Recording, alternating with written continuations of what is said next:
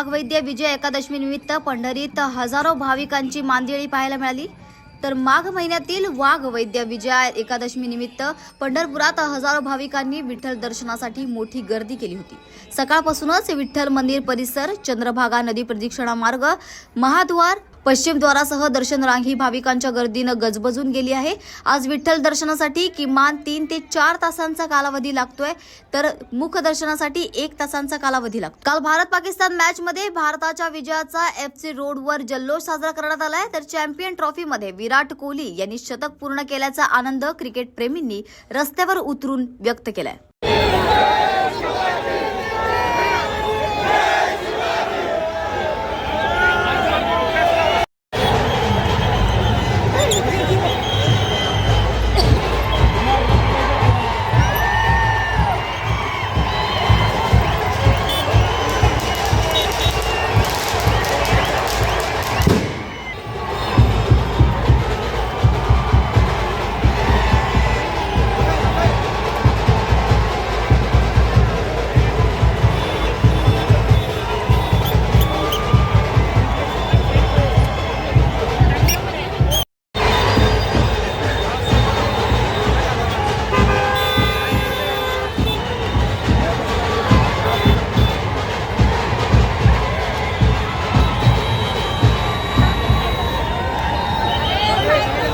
तर भिवंडी शहरातील वंजारपट्टी नाका परिसरामध्ये असलेल्या गॅरेजमध्ये भीषण आग लागली आहे।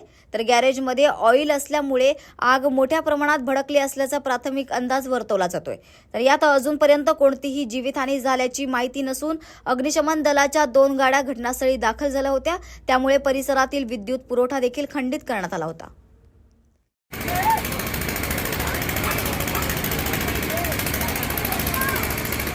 तर नवी मुंबई येथील तुर्भे ब्रिजवर धावत्या एसटी बसला भीषण आग लागल्याचा धक्कादायक प्रकार समोर आला असून शॉर्ट सर्किटमुळे ही आग लागल्याचा प्राथमिक अंदाज वर्तवण्यात येतोय। तर बीड आगाराची बस MH20BL 3633 या क्रमांकाची ही बस होती। ड्रायव्हरच्या प्रसंगावधानामुळे अनेक प्रवासी बचावले असून अग्निशमन विभागाच्या 1 गाडीने आगीवर नियंत्रण मिळवले। वसाजो ग्रामस्थांच्या अन्नत्याग आंदोलनाला पाठिंबा देण्यासाठी वारकरी संप्रदायाचे प्रतिनिधी गावात दाखल झालेत। उद्या होणाऱ्या अन्नत्याग आंदोलनाला पाठिंबा देत वारकरी संप्रदायाचे प्रतिनिधी देखील या अन्नत्याग आंदोलनात सहभागी होणार आहेत। जोपर्यंत संतोष देशमुख यांना न्याय मिळत नाही तोपर्यंत सोबत राहू असं देखील वारकरी संप्रदायाचे प्रतिनिधी भागचंद महाराज यांनी झांजे यांना सांगितलंय। तर सरपंच संतोष देशमुख हत्या प्रकरणातील आरोपी कृष्ण आंधळे अद्यापही फरार आहे। त्याच्या अटकेच्या मागणीसाठी आणि उर्वरित मागण्यांसाठी मस्साजो ग्रामस्थ अन्नत्याग आंदोलन करणार आहेत। याच अनुषंगानं आज वारकरी संप्रदायाच्या प्रतिनिधींनी धनंजय देशमुख यांची भेट घेतली आहे आणि या भेटीदरम्यान त्यांच्या होणाऱ्या आंदोलनाला पाठिंबा देखील दिलाय। आम्ही घटना घडल्यापासून देशमुख परिवाराच्या सोबत आहोत, आजही सोबत आहेत आणि उद्याच्या आंदोलनासाठी आम्ही सोबत राहणार आहेत। या परिवाराला कुठल्याही परिस्थितीत जोपर्यंत न्याय मिळत नाही, ह्या आरोपींना फाशी होत नाही, तोपर्यंत आम्ही या परिवाराची साथ सोडणार नाही। उद्या सहभागी होता येईल? उद्या सहभागी नक्कीच होणार आम्ही, कारण ज्या पद्धतीनं त्या कुटुंबाला अडचणी येत आहेत आणि ते कुटुंब जसं समोर येत आहे तसं महाराष्ट्राने आजपर्यंत ताकद दिलेली आहे। परंतु हे परिवार एकटा नाही, यांच्या दुःखात, यांच्या वेदनेमध्ये, यांच्या अडचणीमध्ये संपूर्ण महाराष्ट्र उभा आहे। त्यामुळे या परिवारानं खचून जायची गरज नाही।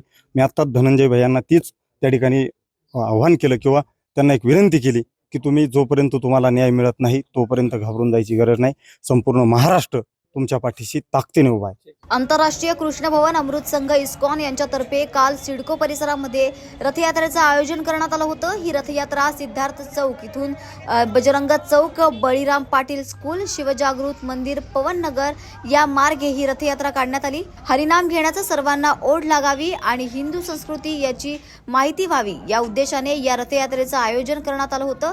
या वर्षातील ही 4थी रथयात्रा आहे असं प्रेमपद महाराजांनी सांगितलंय।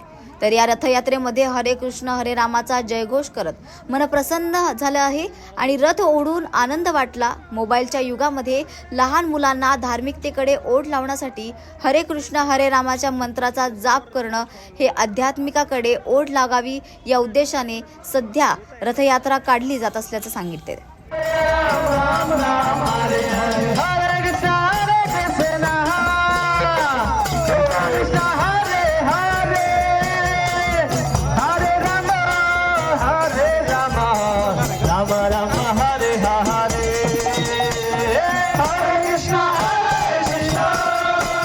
यात्रा वरुण फाटक VCC इस्कॉन की तरफ से आयोजित की गई है और यह इस रूट का पहला रथ यात्रा है। तो इस रूट का पहला रथ यात्रा है, वो उसका पर्पस यही है कि जो हमें श्री चैतन्य महाप्रभु ने जो शिक्षा दी है हरिनाम संकीर्तन, जिससे कि हम बद्ध जीवों का उद्धार कर सके, और वो हम तक पहुंचाया श्री प्रभुपाद जी ने।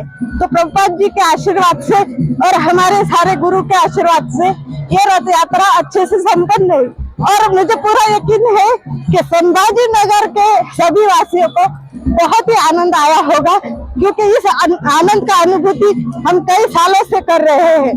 और मैं सबसे अनुरोध करूंगी कि आप सब इस्कॉन ज्वाइन करें और उसका जो हरिनाम संकीर्तन है, जपा है, उसको फॉलो करें और श्री प्रभुपाद जो है जगत गुरु है, उसकी शरण आश्रय ग्रहण करें। हरे कृष्ण। आंतरराष्ट्रीय कृष्ण भावनामृत संघाच्या इस्कॉन वैदिक शिक्षण आणि सांस्कृतिक केंद्राद्वारे ही या सत्रामधली चौथी रथयात्रा आहे, जी की आविष्कार कॉलनी सिद्धार्थ चौकातून प्रारंभ झाली ठीक 2:30 वाजता आणि आता याची सांगता होत आहे बळीराम पाटील हायस्कूल N9 सिडको येथे। या रथयात्रेचा उद्देश आहे आध्यात्मिक मार्गामध्ये सर्वांना प्रोत्साहन मिळावं आणि आध्यात्मिकतेची सर्वांना कशी गरज आहे, हरिनाम घेण्याची सर्वांना कशी गरज आहे याचं महत्त्व पटवून द्यावं। ही रथ आता इथे पंडाल कार्यक्रम संपन्न होतोय। ठीक 6:30 वाजतापासून पंडाल कार्यक्रम चालू होणार आहे। या पंडाल कार्यक्रमामध्ये हरिनामाचं महत्त्व श्री श्री गौरनिताय, जे की कलियुगामध्ये कृष्ण आणि बलरामजींचे भक्त अवतार आहेत, ज्यांनी कुठल्याही पात्रता न बघता हरिनामाचं दान सर्वांना केलंय, अशा गौरनितायचा इथे रथयात्रा महोत्सव संपन्न होतोय। कथा कीर्तन, त्यानंतर सांस्कृतिक कार्यक्रम आणि सर्वांसाठी महाप्रसाद अशी व्यवस्था आहे। तर या इस्कॉनच्या रथयात्रेच्या निमित्ताने सर्वांना हरिनामाचं दान, सर्वांना हरी कथेचं आणि हरिप्रसादाचं दान इथे केल्या जाते। तर आपण सर्वांनी याचा लाभ घ्यावा। हरे कृष्ण। मी प्रेमप्रद दास इस्कॉन मध्ये ब्रह्मचारी म्हणून सेवा करतोय। काय सांगा तुम्ही आज हरिकृष्ण म्हणत रथ ओढलेला आहे, कसं वाटतं? खूप छान वाटतंय। आज कृष्ण बलरामची रथ निघली आहे। आम्ही आविष्कार चौकातून इथपर्यंत आलोय। आविष्कार चौकातून बजरंग चौक वरून परत जिजाऊ चौक इकडे फिरत आलोय। रथ ओढत सगळ्यांना गोळा करत आलो, सगळ्या भक्तांना गोळा केला आहे। खूप मजा आली कीर्तन करत वगैरे। आणि आता इथे पंडाळ प्रोग्राम आहे आणि पंडाळ प्रोग्राम मध्ये महाआरती, महाप्रसाद, कीर्तन आहे, विष्णू कथा आहे। आमचे डॉक्टर रोहिणी प्रिय प्रभूजी कीर्तन करणार आहे, कथा पण सांगणार आहे विष्णू कथा। सध्या युग आहे, मोबाईलच्या युगामध्ये धार्मिक आध्यात्मिकाकडे आपण कसे ओढ लावणार? फक्त महामंत्राचा जाप करू। हरे कृष्ण कृष्ण कृष्ण हरे हरे, हरे राम राम राम हरे हरे। भारत विरुद्ध पाकिस्तानचे क्रिकेट सामने झाले पाहिजे। दोन्ही देशांनी एकमेकांच्या देशात खेळलं पाहिजे। खेळामध्ये राजकारण आणू नये। पूर्वी विरोध होत होता, मात्र तो आता बंद झाला पाहिजे, अशी अपेक्षा केंद्रीय सामाजिक न्याय मंत्री रामदास आठवले यांनी व्यक्त केली आहे। तसेच आजची भारत विरुद्ध पाकिस्तानची मॅच आपणच जिंकणार असा दावा त्यांनी केलाय। मस्साजोगचे सरपंच संतोष देशमुख यांच्या हत्येमध्ये धनंजय मुंडे यांचा कुठेही हात दिसत नाहीये। प्रत्यक्ष अप्रत्यक्ष त्यांचा कुठेही संबंध दिसत नाहीये। विरोधी त्यांचा राजीनामा मागतायत, मात्र राजीनामा देणं किंवा न देणं याचा अधिकार धनंजय मुंडे यांनाच आहे। पंढरपूरच्या दर्शन मंडप आणि स्काय वॉकची 130 कोटी रुपयांची निविदा रद्द करू नये। देवेंद्र फडणवीस आणि एकनाथ शिंदे हे एकमेकांसोबत काम करतायत। कुठलेही विकास काम किंवा विकास निधी रोखला जाणार नाहीये। कर्नाटकमध्ये पुन्हा मराठी विरुद्ध कन्नड असा वाद पेटलाय। महाराष्ट्रामध्ये मुख्यमंत्री देवेंद्र फडणवीस यांनी यामध्ये लक्ष द्यावं, तात्काळ कर्नाटकच्या मुख्यमंत्र्यांशी चर्चा करावी आणि हे प्रकार थांबवावे अशी मागणी मंत्री रामदास आठवले यांनी यावेळी केली आहे। एक तर आता भारत आणि पाकिस्तानची जी मॅच आहे ती दुबईमध्ये आहे आणि मग मला त्याचं निमंत्रण होतं, पण मी इकडे कार्यक्रम असल्यामुळे मी आलेलो आहे। आता भारत आणि पाकिस्तानचे जे स्पोर्ट्समध्ये मला वाटतं की राजकारण आणण्याची आवश्यकता नाही आहे, कारण भारताने निर्णय घेतलेला आहे दुबईमध्ये जी मॅच होते आहे तर त्या दुबईच्या मॅचमध्ये पाकिस्तानबरोबर आपली इंडियाची टीम खेळते आहे आणि दुबईमधली जी मॅच आहे ती मॅच नक्की आम्ही जिंकू असा आम्हाला पूर्णपणे विश्वास आहे. पण पूर्वीच्या काळामध्ये थोडा विरोध होत होता, पण अलीकडे मला वाटतं की पाकिस्तानची टीम आहे त्या टीमला अनेक वेळेला आपण हरवलेलं आहे आणि आज दुबईमधली मॅच आम्ही जिंकू असा आम्हाला विश्वास आहे आणि भारत आणि पाकिस्तानची मॅच व्हायला काही हरकत नाही आहे आणि ती मॅच आता होत आहे. आगामी स्थानिक स्वराज्य संस्थेच्या निवडणुका स्थानिक स्वराज्य संस्थे निवडणुका योग घातलेल्या आहेत. आरपीआयची काय भूमिका आहे आणि माहितीकडे आपली काय मागणी असते? आरपीआयची भूमिका अशी आहे की स्थानिक स्वराज्य संस्थांमध्ये रिपब्लिकन पक्षाला संधी दिली पाहिजे आणि महायुती जी आहे, BJP आहे, एकनाथ शिंदेची शिवसेना आहे, अजितदादा पवार यांची राष्ट्रवादी काँग्रेस पार्टी आहे आणि आरपीआय आहे. आम्ही मिळून त्या निवडणुका लढवाव्यात अशी आमची भूमिका आहे आणि रिपब्लिकन पक्षाला लोकसभेमध्ये विधानसभेमध्ये एक जागा मिळाली नव्हती, त्यामुळं या स्थानिक स्वराज्य संस्थांमध्ये तरी रिपब्लिकन पक्षाला जागा द्याव्यात अशी आमची मागणी आहे आणि यावेळेला विधानसभेमध्ये दलितांनी भरभरून मतदान केलेलं आहे आणि त्यामुळं रिपब्लिकन पक्षाकडे थोडं दुर्लक्ष होऊ नये अशी आमची भूमिका आहे. साहेब, कृषी मंत्री माणिक कोकाटे यांना 2 वर्ष शिक्षा झाली. कृषी मंत्री माणिक कोकाटे नाशिकचे त्यांनी जागे जागे 10% मध्ये 2 वर्ष शासकीय घराची फसवणूक केली. शासनाचं घर बळकावलं फसवणूक करून म्हणून 2 वर्ष त्यांना शिक्षा आणि धनंजय मुंडे यांच्या बाबत पण राजीनाम्याची सातत्याने मागणी होते. तर महायुतीचे घटक म्हणून आता आपले जे कोकाटे आहेत ते आमच्या मंत्रिमंडळामधले कृषी मंत्री आहेत आणि मला असं वाटतं की कोर्टाने जो काही निर्णय दिलेला असेल त्या पद्धतीनं कोर्टाने जर निर्णय त्यांना शिक्षा सुनावलेली आहे, पण त्यांना वरच्या कोर्टात जाण्याचा अधिकार आहे आणि त्याप्रमाणे ही कायदेशीर लढाई आहे. याच्यामध्ये जी शिक्षा झालेली आहे, जो त्या न्यायालयाचा निर्णय आहे तो निर्णय आपण मान्य केला पाहिजे, पण त्यांना वरच्या कोर्टात जाण्याचा अधिकार आहे. ते वरच्या कोर्टात जातील आणि त्यांना जे वाटतं की माझ्यावर अन्याय झालेला आहे तो त्यांना न्याय मिळवण्यासाठी त्यांना प्रयत्न करण्याचा अधिकार आहे. धनंजय मुंडेंवर पण सातत्याने आरोप होतात. अनेक आरोप अंजली दमाईने आपण करतायत. विरोधी पक्षनेत्याकडून वारंवार मागणी होती राजीनाम्याची. मला असं वाटतं की धनंजय मुंडे हे वाल्मिकी कराड यांचे जवळचे मित्र होते, गोष्ट खरी आहे. त्यांनी परळीमध्ये दोघे राहणारे होते, पण ही जे संतोष देशमुख यांचा जो मर्डर झालेला आहे त्याच्यामध्ये त्यांचा कुठं हात असल्याचं काही दिसत नाही आहे, पण विरोधकांकडून मात्र मागणी होत आहे.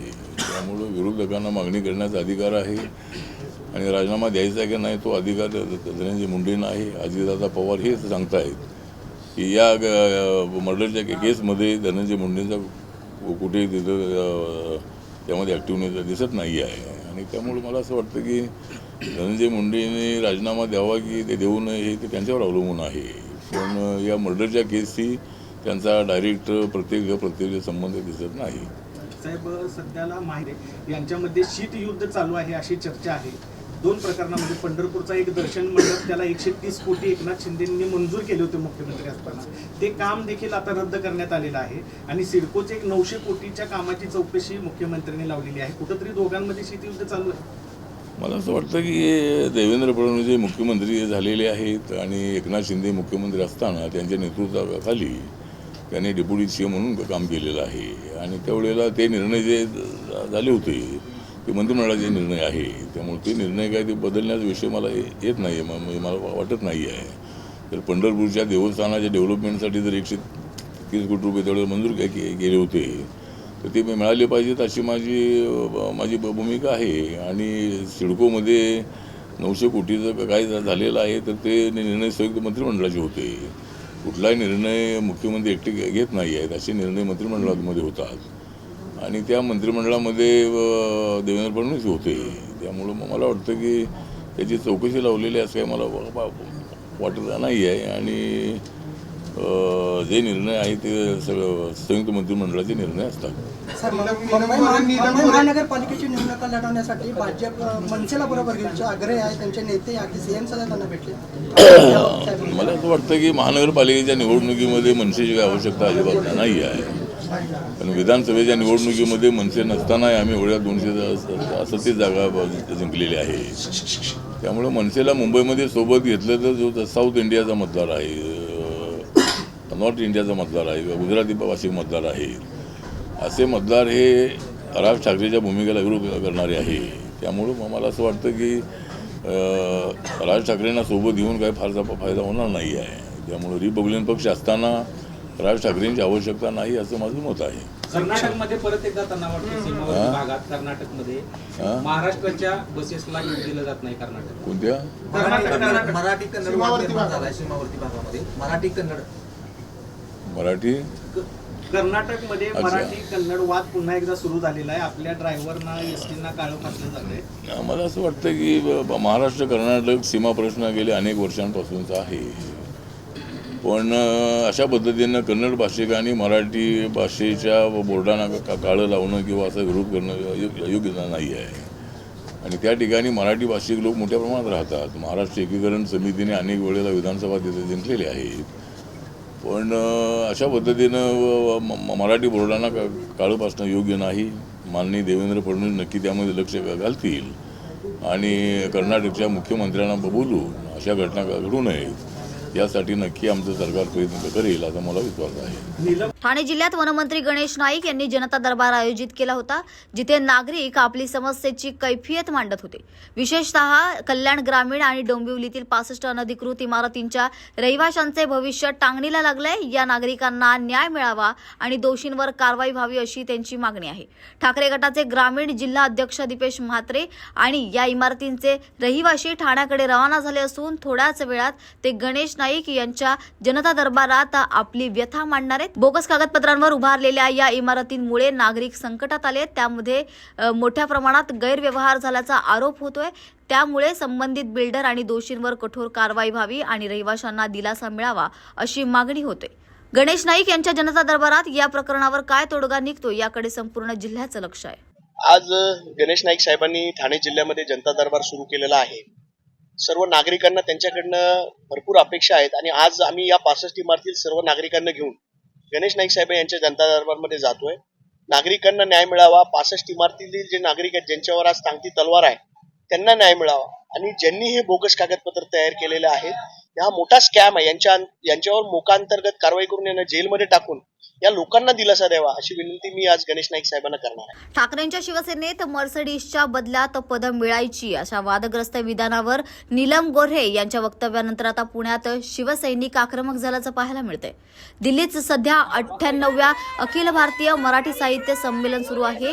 मराठी साहित्य संमेलनात असे घडलो आम्ही या कार्यक्रमात शिवसेना शिंदे गटाच्या नेत्या डॉक्टर नीलम गोऱ्हे यांनी उद्धव ठाकरेंवर मोठा आरोप केलाय की ठाकरेंच्या शिवसेनेत 2 मर्सिडीज दिल्या की 1 पद मिळायचं असं खळबळजनक विधान नीलम गोऱ्हे यांनी केले. नीलम गोऱ्हे यांच्या या वक्तव्यानंतर महाराष्ट्राच्या वर्तुळात पुन्हा एकदा खळबळ उडाली आहे. नीलम गोऱ्हे यांच्या पुण्यातील घराबाहेर महिला शिवसैनिकांनी आंदोलन करत निषेध व्यक्त केलाय. तर यावेळी कृत्रिम मर्सिडीज गाडी नीलम ताईंना भेट देण्याचा प्रयत्न देखील करण्यात आला.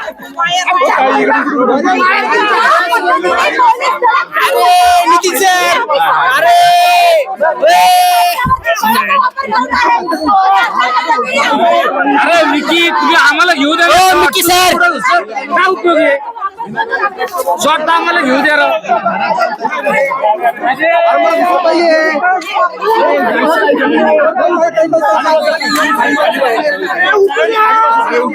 अरे उठून दे रे.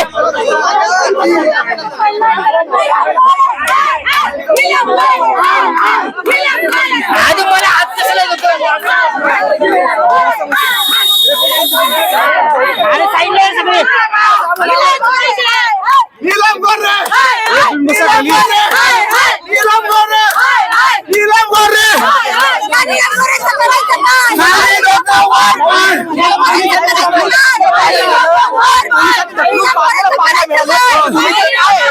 काय करू शकतात. आमच्या सरकार सर्वसामान्यांची गळचीपीट करतात.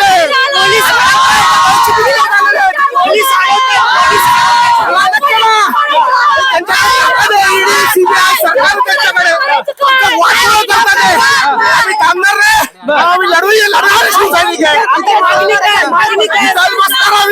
की बायको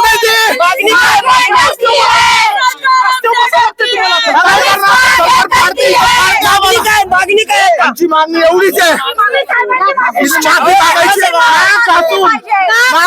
तिने साहेबांची माफी मागायची.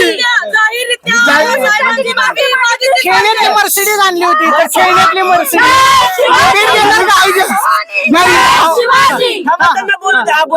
खेळण्यातली मर्सिडीज तुमच्या शिवसैनिकांनी आणली होती. खेळण्यातली मर्सिडीज भेट देणार आणली असं नाही म्हटलं असं पाहिजे. असली मर्सिडीज द्या आम्हाला. तुझ्याकडे तसली मर्सिडीज आहे ना 20-20, 25-25 मर्सिडीज दिली.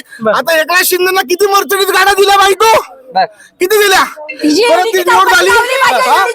किती तुमचा मर्सिडीज तुम्ही घेतलेला आहे? काय करताय तुम्ही आणि कशासाठी या गोष्टी करताय?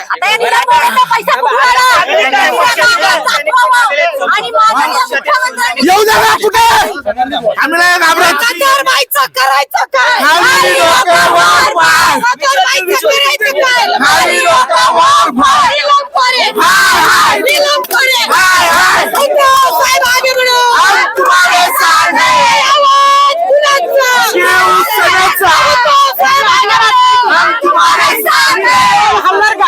अजिबात हलणार नाही.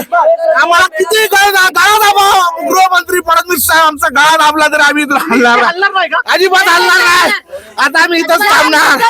तुम्ही आमच्या महिलांची अडवणूक करताय. ज्या पद्धतीने पोलिसांनी आम्हाला धक्काबुक्की केलेली आहे त्या सगळ्यांचा आम्ही इथं निषेध करतो. नीलम गोरेंचा सुद्धा आम्ही इथं निषेध करतो. कारण त्यांच्या सांगण्यावरच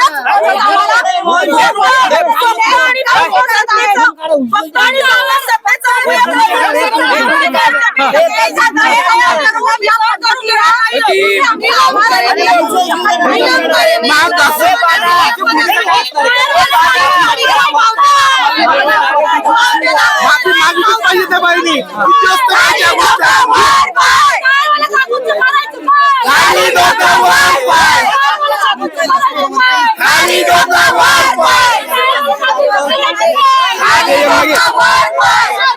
पुढे माझ्या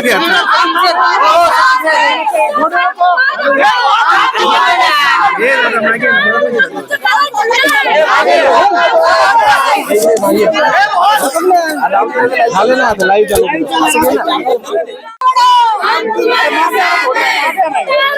अरे लाईव्ह चाललं मी कसं हे थोडस मागे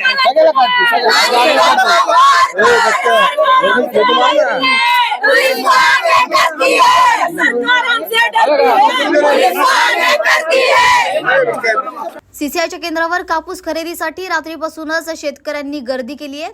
तर सीसीआयच्या 15 केंद्रांवर 11 फेब्रुवारीपासून अचानक कापूस खरेदी बंद करण्यात आली. तांत्रिक अडचणींमुळे कापूस खरेदी बंद केली असल्याचं सीसीआयचं स्पष्ट म्हणणं आहे. तर 14 दिवसानंतर सोमवार म्हणजे 24 फेब्रुवारीपासून पुन्हा कापूस खरेदी सुरू केली जाणार आहे. याबाबतचे पत्र बाजार समितीकडे धडकले आहे. तर त्यासाठी रात्रीपासूनच कापसाचे वाहन खरेदी केंद्रावर दाखल झाले. शेतकऱ्यांची गर्दी झाली असताना सोमवारी सकाळी 11 वाजूनही शेतकऱ्यांची गर्दी झाली असतानाही सोमवारी सकाळी 11 वाजूनही खरेदी केंद्रावर कर्मचारी दाखल झाले नव्हते. उपाशी असलेल्या शेतकऱ्यांनी त्याबद्दल संताप व्यक्त केलाय. काय नाही, मी 4-7 भरून आणला आहे आणि मी इथून 2 वाजतापासून रात्री आलो आहे. आणि आम्हाला असं वाटतं का बा जितक्या लवकर गेलो तितक्या लवकर आमची गाडी लवकरात लवकर खाली व्हावं या उद्देशाने आम्ही कसं इथं म्हणजे पहाटे येतो. आणि आता 11 वाजले आहे. आणखीन इथं म्हणजे कॉटन मार्केटवाल्याचा पण पत्ता नाही, पण ग्रेडरचा पण पत्ता नाही आहे. आणि हे तुम्ही इकडं पाहू शकता की म्हणजे आणखीन आपलं एक कॉटन मार्केटचं आपलं जे गेट जे आहे हे पण उघडलेलं नाही. त्याच्यामध्ये ग्रेडरने आणि थोडं सभापतीने याच्यामध्ये थोडंसं काहीतरी हस्तक्षेप घ्यावं आणि कास्तकाराची समस्या हे याने मिटवावं. पण आता हे कसं 1 महिना आधी आम्ही ऑनलाईन केलं होतं आणि म्हणजे आमचा जे कापूस वेचायचा होता त्यानंतर वेचणं झाल्याच्यानंतर आम्ही कसं कापूस मार्केटला टाकावं. आता ते खरेदी मदत बंद झाली आहे आणि आता चालू झाली त्यामुळे म्हणजे आता असं मार्केटला आलं पण असं वाटत नाही आम्हाला का बा मार्केट चालू आहे की बंद आहे. सभापतीला सुद्धा माहीत नाही राहत का आज मार्केट चालू आहे का बंद आहे. तर सभापतीनंच काहीतरी याच्यात करावं. काय नाव तुमचं? शेख फिरोज. सर मी एक शेतकरी वरजडी या गावी राहतो, आकाश जयस्वाल. आणि सर आत्ताचे 11 वाजले आहे, जवळपास 11 वाजून एवढा उशीर झाला. आम्ही रात्रीभरापासून इथं येऊ ना आणि हाच प्रोग्राम दररोज राहते. महिनाभर झाला आम्ही रात्री येतो आणि जातो आणि रात्री येऊनही सुद्धा हे आज 11 वाजूनही अजून ऑफिस उघडलेला नाही आणि कोणताच अधिकारी अजून आलेला नाही आहे. तर हा कास्तकाराला जो त्रास होता रोजचा हा लवकरात लवकर तर इथे काही ना काही उपाययोजना करून निपटवाले पाहिजे. नेमकं रोज येऊन रोज जर 11 वाजत असं नाही तर सकाळचे तर आज पाहिला भरपूर कास्तकारी इथं येऊन आहे आणि ह्यांना हाच रोज त्रास होतो. हाच रोज त्रास मिटवण्यासाठी येईन काही ना काही याच्या उपाययोजना करायला पाहिजे. एवढाला उशीर जर होत असेल तर हे कास्तकाराला त्रास दिल्याशिवाय किंवा मग अटवून मारल्याशिवाय हा रोजचाच त्रास त्यांना सहन करावा लागत आहे. याच्या काही ना काही उपाययोजना त्याने करायला पाहिजे सर. काय ना तुम्ही आकाश मुनालाल जयस्वाल, राहणार वरझडी.